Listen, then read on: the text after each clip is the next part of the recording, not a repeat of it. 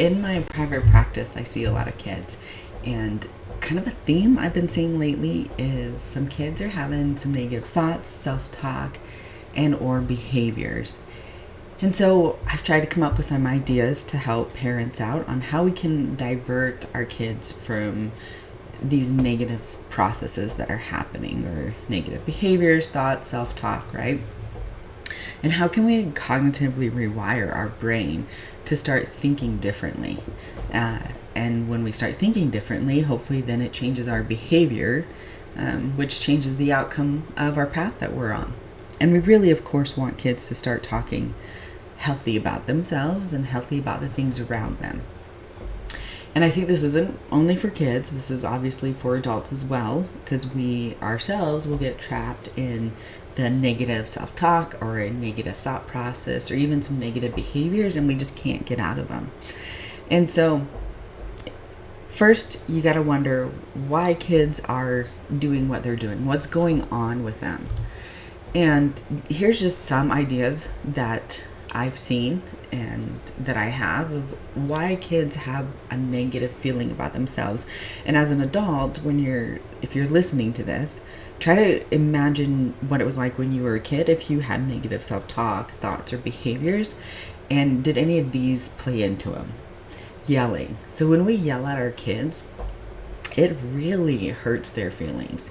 And I know sometimes we yell because we're not thinking and we're frustrated, and we've said it maybe 50 times, right?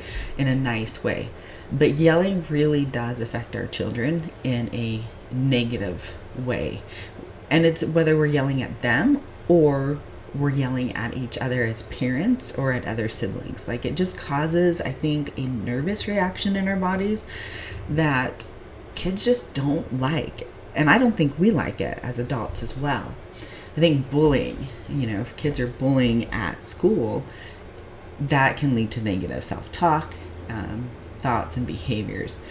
Now, the negative parents is, as a parent, are you talking negative? Are you talking negative about your body, about what you're doing, about your job, about your house, about things that are going on? Because the kids are picking up on this and they're modeling your behavior.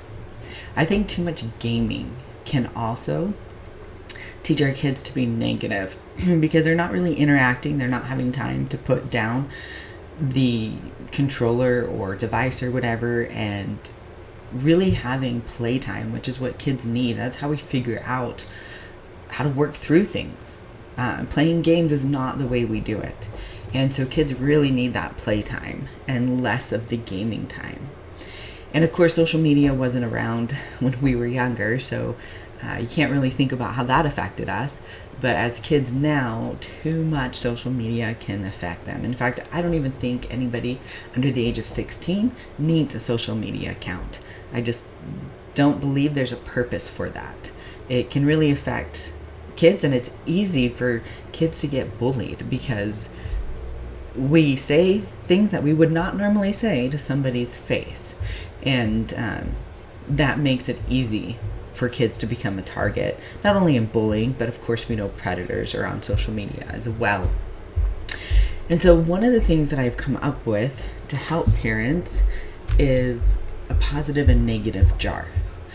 So when our kids talk negatively, let's have a negative jar. And this is visual, right? Some of us are visual, and we need to see what happens when we act a certain way, I guess, or because that's what this is for, or just how to work things out. Some people just visually need to do that. And so this is, I think, a great visual for kids. So you get 2 jars and you get some marbles or whatever else you want to put in them to utilize. And you label one negative and one positive. And when your kids are having negative thoughts, right? They're coming home, it was a bad day, they didn't go to recess, everything's negative, nobody likes me. Every negative thought, let's put a marble in the negative jar.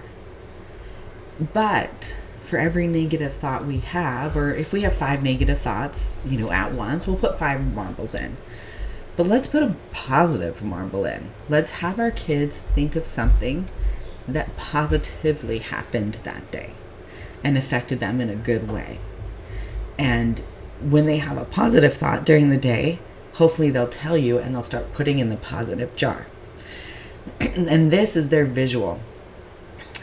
If we have more negative marbles, we can talk to them about, what does that mean? How is that affecting us? Are we happy? Are we sad? Are we angry? Are we frustrated, right? Are we joyous? Are we at peace? Are we calm? All these negative marbles are filling up. How is that affecting our day? But yet if we fill it up with more positive, and we're cognitive rewriting, like we have 5 negative thoughts, but let's put a positive in. But maybe next time your kids have another negative 5 thoughts, but they're like, hey, but I've got 2 positive this time, or 3 positive. Then that's great, because you're teaching them to think about the positives, and hopefully soon they'll have more positive than negatives. And you don't even have to reward them on it. Like, you don't have to give them more playtime on the computer or gaming system, or you don't have to take them somewhere, because hopefully they see the reward in how their day is going and how they're feeling when they're talking more positivity.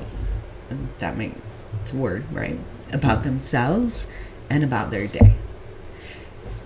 I'd love it if you guys would put in the comments, what do you do to help rewrite, or remotivate, tune your kids' behaviors and their choices to positive ones in a healthy way. And drop a comment about any unhealthy ways too, because as parents we struggle and we're not always perfect, and I'd love to talk about either one of those. I hope you guys all have a fantastic day.